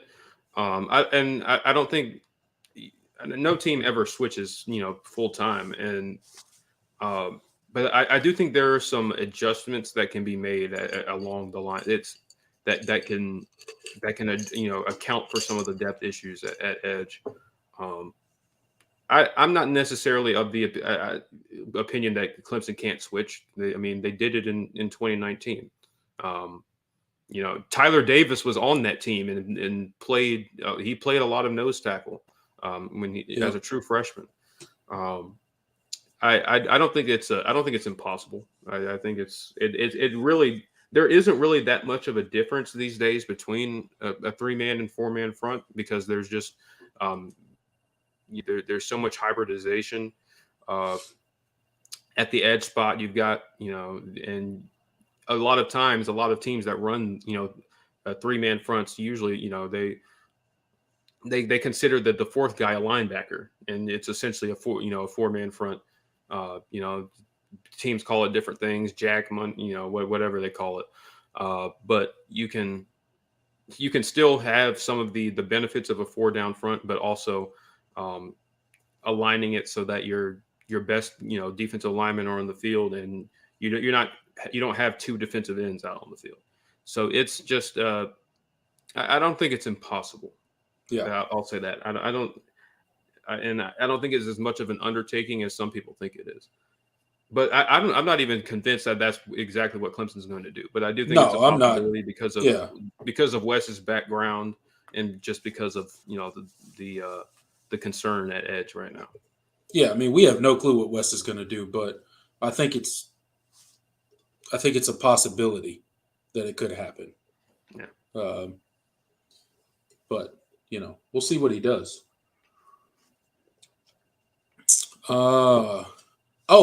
I forgot to mention. Shout out to Jeff Davis on getting named to the or getting inducted into the North Carolina Hall of Fame. Oh yeah, So congratulations to him, Clemson legend. yeah, congrats to him. Yeah, Clemson legend. Paul Journey is his little, his baby at Clemson, basically. So yeah, just wanted to give a quick shout out to him. I almost forgot to mention that. Excuse me. I'm ready for the schedule to be released, man. The dates, I am anyway. too. I think it gets released on the 30th, I believe. So The on the 30th. ACC network, I think it's like I think it's ACC network 7 p.m. On whatever the 30th is. That's good. That's good. I guess we can talk about that next show then if they're gonna release it on the 30th. That'll be good. Break down the Clemson schedule a little bit going into spring. Yeah, the 30th, Edward said. So that's good stuff. This photographic memory, man. I love it. I'll take it. It's good. It's good, isn't it? Yeah. I'm sure that helps you out in school a lot too. Yeah. Yeah. Well, I wish sometimes I wish it helped in other in other areas, but yeah. Yeah. No, right. All right. You got any more question marks or any other inner stuff you want to bring up heading into Clemson spring? Not any big time questions. I mean, I guess on the defensive side of the ball, I mean, I think you have better numbers at corner than you've had in a couple of years, and Yes. I think you can afford to not cross train so many guys. Yeah. Maybe move a certain someone back to his original position. Yeah. You should I have some don't know. depth at safety too now, right? Yeah. Um, So, Jalen Phillips so comes back. Maybe Andrew McCuva shifts back over to the safeties there, right? yeah, You got a Malcolm Green returning. Sherrod Covell Sherrod coming Cole. back. I don't know. I'm Got some just good I'm just safeties saying. there. And then our cornerbacks, you got some good stuff there. So we just need to stay healthy. That's been, one of our issues on the back end of our defense is staying healthy. So come on, cornerbacks. Let's not get banged up this year. Although we did talk about it and it did give us the opportunity to grow up some young guys a lot quicker than they would have gotten grown up this past season. So I guess it's not all bad. It's not all bad. There's always silver linings in there. Yeah, where's that? We got Wiggins, Jones, Malcolm Green, Tornell Pride. We got a ton of dudes. Well, Khalil Barnes is going to play safety, but yeah. Okay, yeah. I mean, he could. I think he has the ability to. He's a guy that maybe they cross train, but Avion Terrell as well. Did completely blanked on him. Yeah, yeah. Avion Terrell. Tink Kelly. I know he's going to play receiver, but he's an option there. He's got that'll rep both, but I think they're going to give him the shot at receiver first. Okay. So we'll.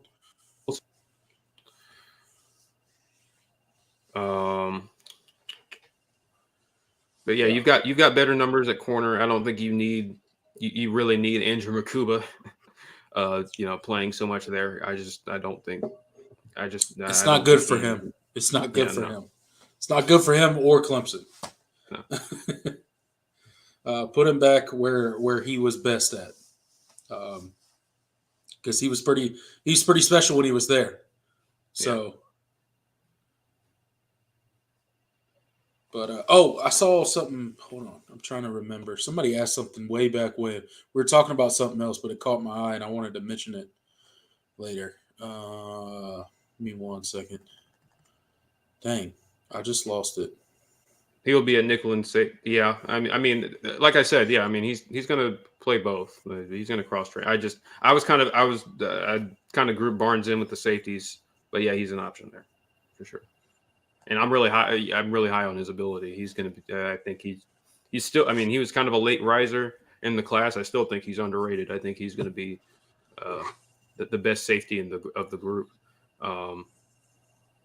And you also got Kylan Webb coming in as well, who will probably play a lot of defensive back. So yeah, you got some real options. You got some real options for safety. Got some dudes. I'm looking for this thing. Give me 1 second. Must have been. Oh yeah, here it goes. Far back. Yeah. So somebody was asking Will Taylor if he decides to go to baseball, would he announce that, or if he decides to strictly go baseball, would he announce that? It was way back when we were talking about there's no room for receivers and all stuff like that. So they were saying that could free up a roster spot. Yeah, I've been thinking about that a lot. That is another. That's the one we kind of glossed over. Well, we did gloss over. We didn't even mention it. Yeah, it's a good point. Yeah, I don't know how Will Taylor slipped my mind, but yeah, he's. I think his ceiling is higher as a baseball player. I think he's a tremendously talented baseball player. Excited to see him out on the diamond coming up soon. That'll be fun to watch. But yeah, with Eric Bakich coming in, I'm not sure if he's a guy that really loves his guys playing, two sports. That's something that they'll have conversations about. So I think there's a really, there's a pretty decent chance that Will Taylor sticks to baseball. Yeah, I think so. And that could be one of those ones that free up in the springtime if he decides to go full baseball. So yeah, I wonder how that scholarship works. Well, I mean, most baseball guys are, there's only so many, and a lot of them are on partial. Okay. Are on partial scholarships because so some of them have to pay. I think Clemson. I think Clemson still honors. I'm not sure about that. I'll have to look that up. But I think Clemson is still going to honor his scholarship, even if he decides to go football scholarship. Yeah, even if he goes to. So okay, but that wouldn't count against the 85. Yeah, I don't think it counts against the 85. Okay, that's I just didn't know. And there are other, there's other stuff. There's ways to get around it. There's institutional assistance and stuff like that. Stuff like they're not on scholarship. Yeah. Yeah. Uh-huh. So yeah, there's ways to. They're also not paying either. Yeah. Yeah. So there's ways to get around it. But I'd have to look into that. I don't know exactly how that works. DJ, I'm thinking of the complete opposite. Who am I thinking of that? There's another player that played football and then stuck with it. I can't remember right now. I almost said DJ Reader, but he was the opposite. He played baseball for 1 year and then stuck with football. Yeah. Yeah. But he did play baseball for Clemson. So pitcher. Yeah. Crazy, right? You wouldn't look at DJ Reader and be like, yeah, pitcher, right? No. Yeah, absolutely not. He had a hell of an arm. Still crushing it in the NFL, by the way. Kyle Parker was the opposite. He played football and he played football and baseball, throughout his career. Yeah. I'm trying to think of a guy that played football and then quit football and stuck to baseball. I don't know. I got nothing. But speaking of DJ Reader and all that, shout out to all the Clemson Tigers still in the NFL playoffs right now. We got quite a few left. So wish those guys the best, man. DJ Reader, T. Higgins. Who else we got? I almost said Dexter Lawrence, but not Dexter Lawrence. They got eliminated. Oh, he got eliminated. Jackson Carman. Yeah. Isn't he starting now? Now that they got so many injuries on the offensive line? Yeah, left tackle. He's played some left tackle when what's his name, Jonah Williams went out. He's been mauling folks. I've seen some videos of him just absolutely brutalizing guys. So he better make the best of it, man. yeah. So he can either steal a spot on the Bengals or get a spot with another team. So make the best of it, man. I hope he balls out. Yeah. Who else? Let's see. Eagles. Kayvon Wallace. Kayvon Wallace. Yep. Trying to think. It's the Eagles and the 49ers. Ray McLeod. Ray McLeod's the only one on the 49ers. Yeah. And then who else you got? You got the Chiefs. Kayvon's the only. I don't think. Yeah, I think we named them all. No, well, unless you count Cornell Powell and Justin Ross. Yeah, but they're not on the active roster, so I don't know. They're not. Yeah, I think I saw a graphic that there's 5 Tigers. So I think we covered it. T. Higgins, DJ Reader, Jackson Carman, Kayvon Wallace, and Ray McLeod. Yeah. Well, shout out to all those dudes. Wish them the best, and hopefully one of them win a Super Bowl, or multiple of them, depending on what team. You're guaranteed. Well, unless the Chiefs win. Unless the Chiefs win, a Tiger is guaranteed a Super Bowl. But do practice squad? I don't think practice squad. I don't know if they get a ring or not. Justin Ross is on IR. Does he get a ring? I would assume if he's on IR, yeah. Yeah, so he's not because he's not technically on the active roster, but he's not on the practice squad either. Right. I think. Yeah, I don't know. I don't know what practice squad dudes do, but I would assume that IR guys do. Yeah. I mean, those are just your dudes that are hurt. Like they would be on your active roster if they weren't hurt. So yeah. I would assume they do, but again, I don't know. It said yes, Powell. Ross will get a ring. Okay, so maybe the practice squad. So Clemson's guaranteed to get a Super Bowl ring this season. Hey, check us out. Look at us. Last year, I think only one Tiger got, when the Rams, I think, Tremaine Ingram. Yeah. So, awesome guy to get a Super Bowl ring, by the way. Yeah. Tremaine Ingram was a great dude. But yeah, man, it'll be crazy. I guess last part of the show that we'll get to before we get to our comment section over here, if they got anything for us. Let's talk a little bit of recruiting. You got the Elite Junior Day coming up this weekend, right? Yeah. So you expect any big news to come out of Clemson this weekend? Any commitments? I don't think so. But I think you have a really. You got any insider information? By the way, guys, those of you in the comment section, all 31 of you right now. Don't Jordan do Bowman. Don't do.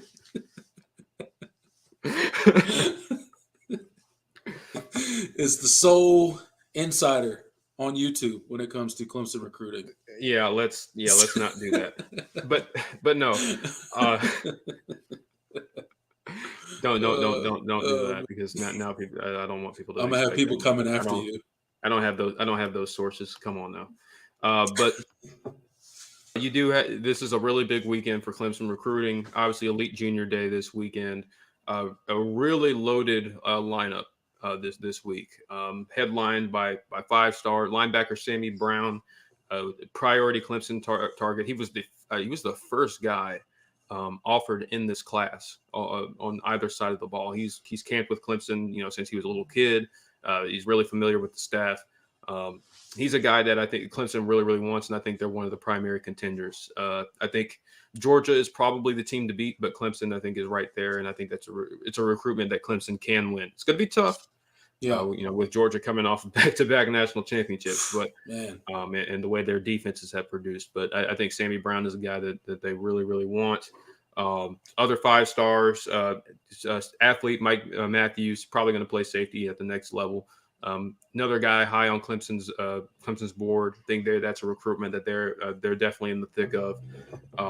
Safety KJ Bolden, one of the highest rated players in the class as well. I think Clemson is firmly in the mix. As far as guys that are maybe close to a commitment, I think Blake Franks, in-state offensive tackle. I think he's a guy that Clemson could really close the deal on here. It's a Clemson South Carolina battle. South Carolina has already won, the battle for the biggest offensive lineman recruit in the state. So I think it would be big to get Franks.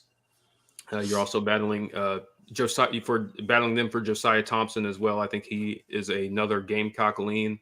But he's still, hearing out Clemson. I think that's a guy that you really, I think this day could be go a long way as far as, kind of gaining some ground in that recruitment. Some other names, just to mention, guys that I think that Clemson has a really nice shot for. Wide receiver Alex Taylor from Grimsley High School, North Carolina. He's a guy that is really not, he's kind of he has a really nice frame, really good route runner. So he likes in the wide receiver room. Defensive tackle Heaven Brown Schuler, another one of those early offers that Clemson had. One of the earliest offers in this class for Clemson. I think he's a guy that Clemson leads for. I think they have a really good shot of securing his commitment in the future. Don't know how close he is to a decision, but he's a guy that I really like Clemson for. And then quarterback, I think, is the biggest question that a lot of people are really, thinking about. There are currently Clemson has offered 3 guys at quarterback. Obviously, DJ Lagway was the priority target, ended up committing to Florida. And you also have Jaden Davis at Providence Day High School, who Clemson is really high on 5-star. But I think the headliner and the one that's actually attending Junior Day, Jaden Davis is not going to be at Junior Day, is 4-star quarterback Walker White.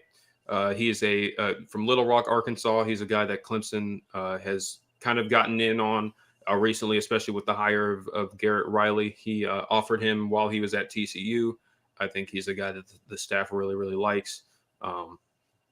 And a guy that's fast, that's a fast riser. His recruitment has kind of really taken off in the last few months. He will be in attendance. I think this is a really good opportunity for Clemson to kind of establish itself as the leader, because I really like where Clemson has positioned themselves so far. So I think this could be a really nice chance. Another last guy I want to mention. Safety. I was trying to look. There we go. Safety Noah Dixon. I think he is another guy, especially of the safeties that are in attendance. I think Clemson has the best shot of landing him. Guy.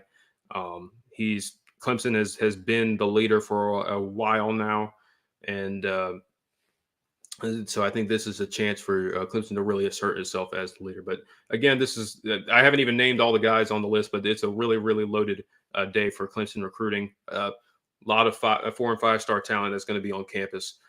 So really excited to see how that plays out, and kind of interested to hear what the recruits have to say, because it's a big weekend.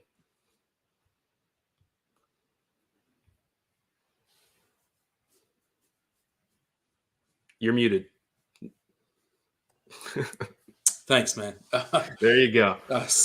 Sounds like a big weekend. Hopefully Clemson can make some headway in a lot of those guys. I don't know what's up with all these Gamecock leans.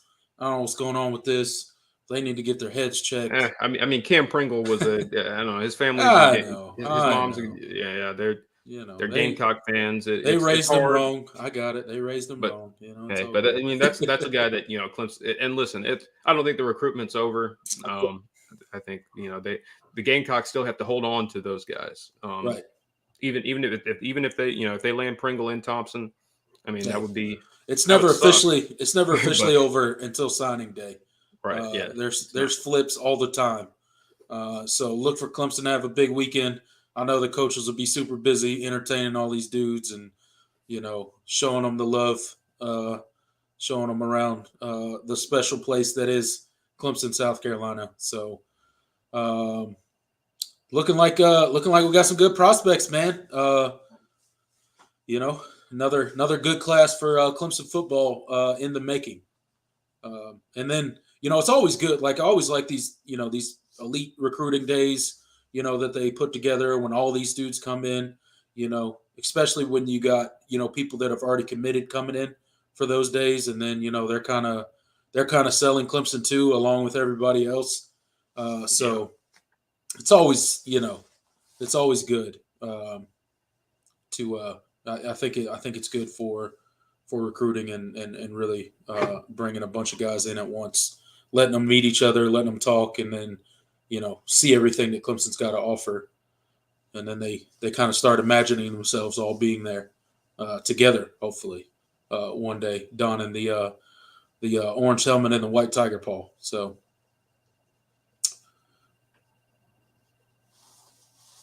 That'll be good. We got 30 people in the comment section right now, Jordan. But we're still rocking out with 30 people an hour and 45 minutes in. Yep. How about that? Shout out to the comment section. For real, guys. You guys are awesome. I'm always amazed when we hop on here. I know we do this every week, but I'm still honestly always amazed that we pop on here and, as many people stay live with us the whole time and are willing to listen to myself and Jordan just go back and forth and chop it up about Clemson football and college football. I really appreciate it, guys. You guys don't know what it means. It's super awesome just to see how our little comment section here is growing, Jordan. It's pretty cool, man. It's pretty cool. That's kind of what we had for the planned show tonight, guys. We were going to talk spring. We're going to talk our question marks going in, and then wrap it up with a little bit of recruiting. So, you guys, this is your time to get your comments in, your questions in, any topics that you want to hear us talk about before we get off of here, or any questions that you have for either of us before we pop off of here. So, we'll give you guys a few minutes to get those comments in the comment section, and we'll chop it up with you guys for a little bit, and then we'll hop out of here. We thank you guys for sticking by. Hit that like button if you haven't already. Let's see. Taco Gaming, thanks for stopping by, man. I'm listening to you guys while I'm doing cash office at my work. Yeah, hey, look. I'm glad we could keep you company while you're working, man. I'm glad we could do it. That's awesome. Love it. Shout out to you, man.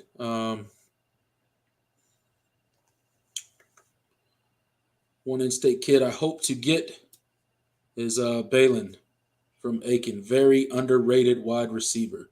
Yeah, absolutely. I agree. He will also be in attendance for Elite Junior Day. He's a guy that's I think his recruitment is still kind of in the early stages, but I think Clemson is doing a good job of getting in on him early. I will not be surprised if he's a guy that is rises a bunch from now till signing day next year. He's a guy as well. I think Clemson would. I think he's a guy that has a really high chance of panning out. I think that's a guy that Clemson really needs to go after. So hopefully he leaves with an offer. I don't believe he has an offer. He might have. No, I think he does have an offer. Whether he does or doesn't, I think he's a guy that Clemson really likes, and I think he's a player that's going to rise a bunch in the coming months. Absolutely. Edward gets in and says, "Y'all got to watch T.J. Moore tape. He's ridiculous out of Tampa Catholic High School." No, he's really good. Yeah, Edward, I know you're talking. Yeah, T.J. Moore. I'm really high on him. I don't know where Clemson views him. I don't think they're really talking to him much. He says we offered and he's coming. We offered him and he's coming confirmed. He's not. I don't believe he's on my list that I have in front of me. Only. Let me see.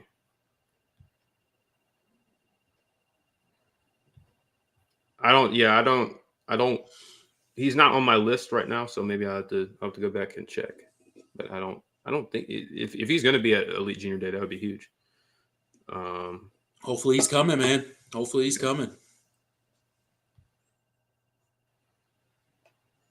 He said all Clemson had him on the list today. Okay. All right, I'll have to go back and check that. So maybe a late edition. I don't know. Yeah, But that'd be I haven't good. updated it since. I think I'm. I haven't changed this list since yesterday, so that's probably Absolutely. If he was a late edition, that's awesome. That'd be great, man. So let's let's hope for a good weekend of recruiting for Clemson football. Maybe we'll have some news to talk about next week coming out of this recruiting weekend. Who knows? You never know what's going to happen.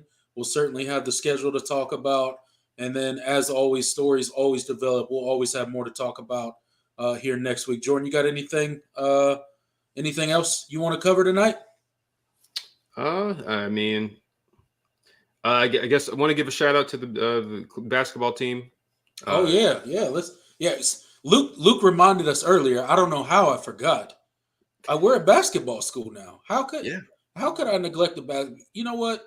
Like, I'm gonna punish myself for that. I don't know how, but I have to wake up 5 minutes earlier because I forgot about the basketball team. But we're a basketball school now, so let's give some love to the basketball team. Yeah, I mean Clemson back 17-4, 9-1 in the ACC. That is the best start in school. The start to conference play through 10 games in school history. School history.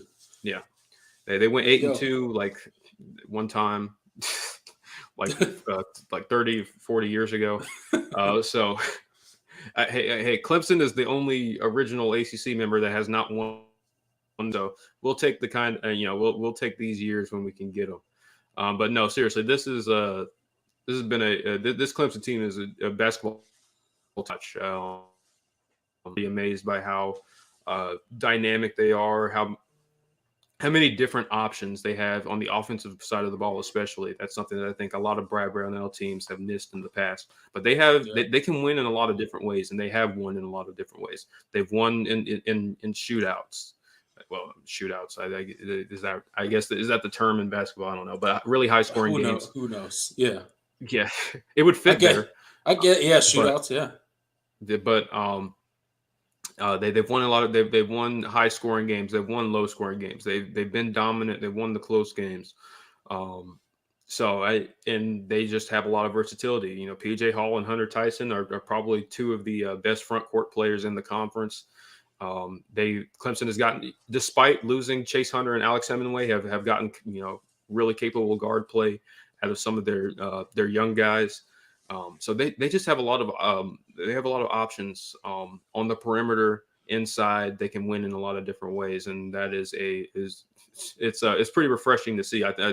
I'm excited because in my short life I haven't had many opportunities to be excited about Clemson basketball. I mean, the Sweet 16 team was amazing.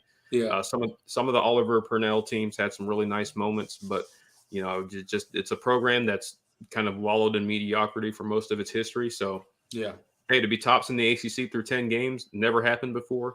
That's pretty cool. Something to be said about it. It's making history. Hopefully they can continue. What are they about halfway through now? It's 20-game conference schedule. Yep. So 10. They're 10 games in the conference schedule. They've got some big time matchups coming up. I think they play Miami at home. They still have to play Virginia. They have to play at Virginia. So they have another matchup with who am I thinking of?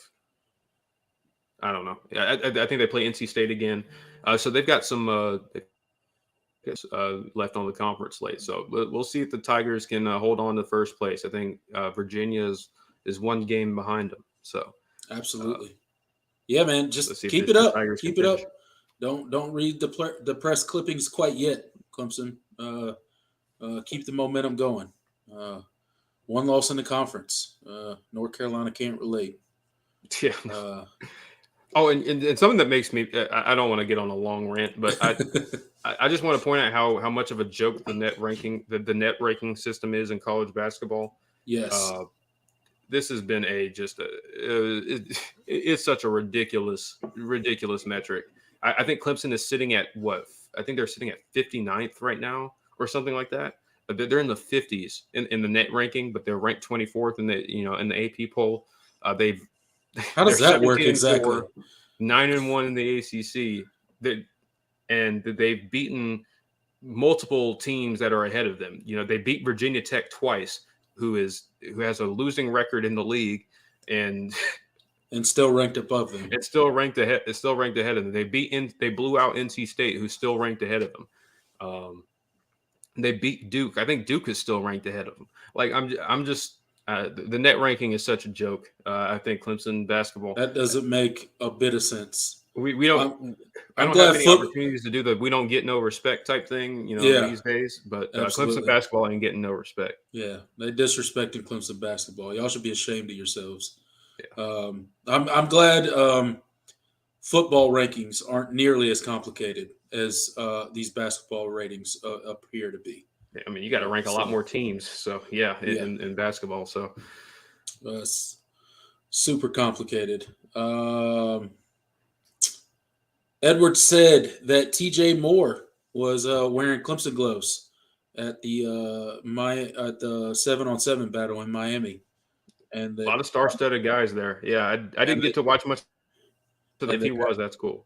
And that Dabo was down at his high school this week. So, man, Dabo's been traveling this week. He's been on the road recruiting. He was at Providence Day today, putting in work, or yesterday.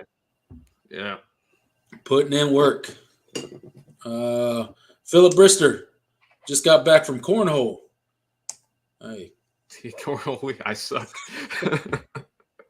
It's okay. I do too, Philip. It's okay. Yeah. I'm not very good at cornhole either, but hey, it's about the well. It's a lot more fun to play when you're not sober. That's for sure. Absolutely, yeah, for sure.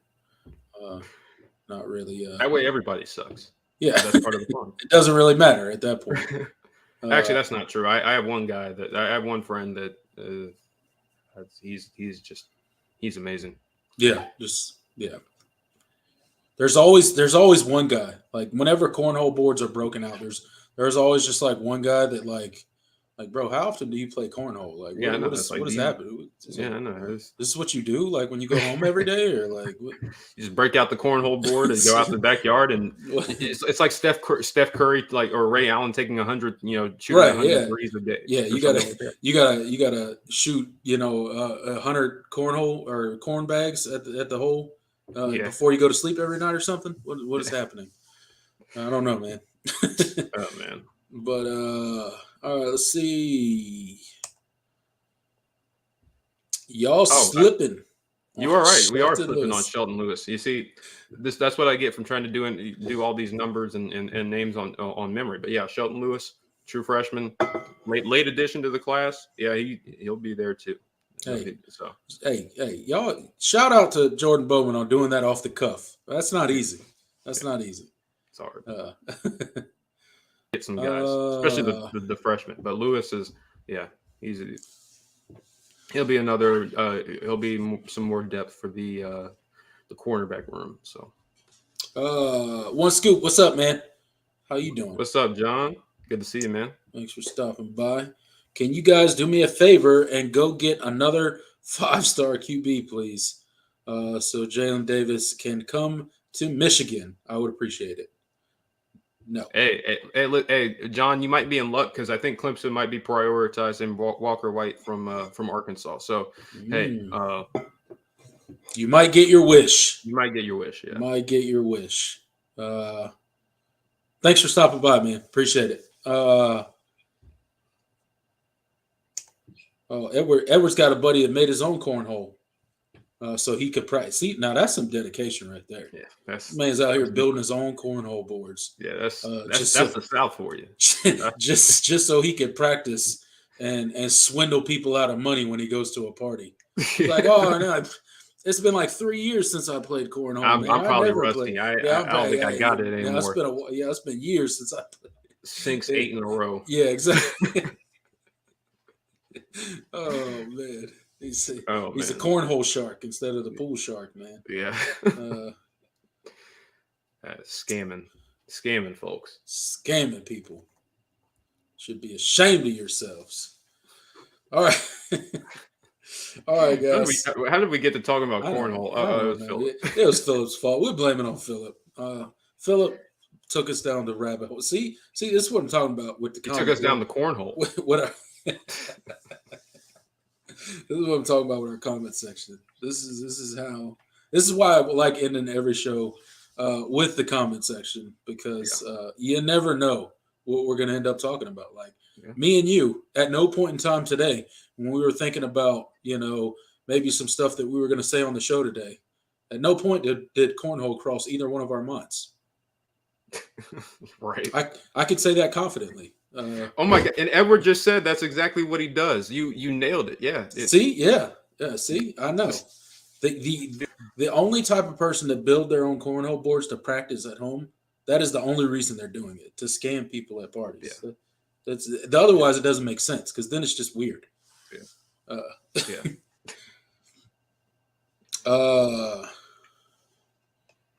Pat Bateman gets in.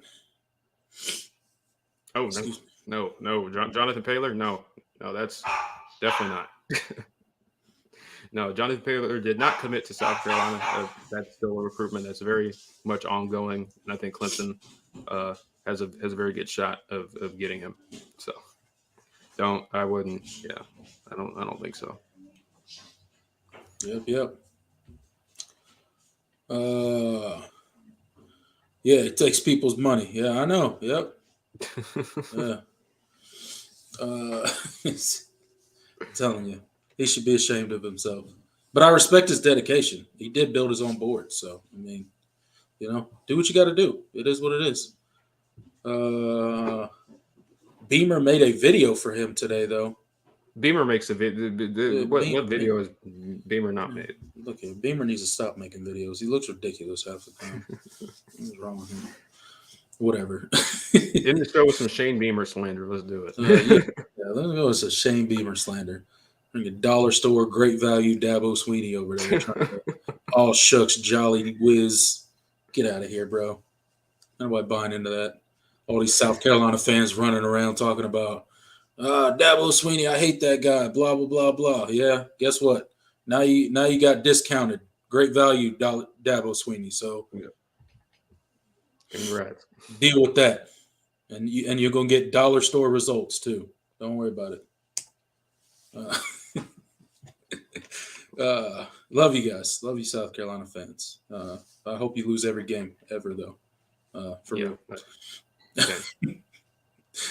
Just says what it is. That's if you're still listening, I still love you, man. Yeah, we still love you. Just keep coming by. But I hope your team loses every single game they ever play. That's just how I was raised. You raised a Clemson fan. That's just how it goes. That's one emotional man. Yeah, he is. he is emotional. Yeah, he could go through an array of emotions in like one interview. It's crazy. Yeah. And on Twitter, apparently. So, Pat gets in and said, "I'm counting the days until we play them again." Same. Yes. So am I. We need to avenge that loss. Sweet get back. Oh my goodness. Walk in your trap, take over your trap. Yeah. Isn't that what they said? Yeah, we about to do the same thing. Yeah, okay. All right. Go ahead and enjoy it. Enjoy it while it lasts. Carolina fans, enjoy it while it lasts. Because it will come to an abrupt halt next year. I guarantee it. But all right, man. There's my South Carolina slander for the night. What a way to end the show. We should just end it right there. What a way to end the show. Would you expect nothing less out of a Clemson show than a little bit of South Carolina slander just to close out the night? Honestly, I feel like we don't do it enough. So we don't. Maybe we're too nice to South Carolina. That was a little nightcap for you Clemson fans out there. Thanks for stopping by. Our South Carolina hate for the night. But I think that'll do it for the show, guys. Again, still 24 of you guys in the chat, in the live chat right now. Thank you, guys. I appreciate you getting in. You guys always make it fun to come on here and talk Clemson football, talk college football. And I love the rabbit holes or I guess the cornholes that we get taken down into at the end of every show. It's definitely my favorite part of the show, to be completely honest, interacting with you guys. So thank you, thank you, Man. thank you for showing up, showing out, hitting that like button for us, subscribe for us, and then share our videos if you could, guys, with your friends, or if you guys are in any group on any college football groups or anything like that. Tell everybody stop by, man. Every Thursday at 7 p.m., your boy Tiger Paul and Jordan Bowman will be here talking something. We will talk something about Clemson and college football. We will talk about something. Don't you worry. Between the two of us, we will figure out how to talk about anything for 2 hours. Yeah. So appreciate you guys. Jordan Bowman, you want to send the people off? Yep. Thanks once again, guys, for tuning in. Great show tonight. Big weekend for Clemson football. Hopefully, we get some good news. It's always a good when you have this much talent on your campus at one time, and we know how prolific Dabo is as a recruiter. So this is a chance for Clemson to really get in good with some of these guys, and maybe solidify with some of these guys. So really excited to see how that comes out. Yeah, thank you guys for tuning in. We will be here to discuss all of that, and as well as the ACC schedule release that is coming next week as well. Yes, sir. Next week, Thursday, 7 p.m. Make sure you tune in right on the dot. We will be here. So we will be here. We will see you guys next week.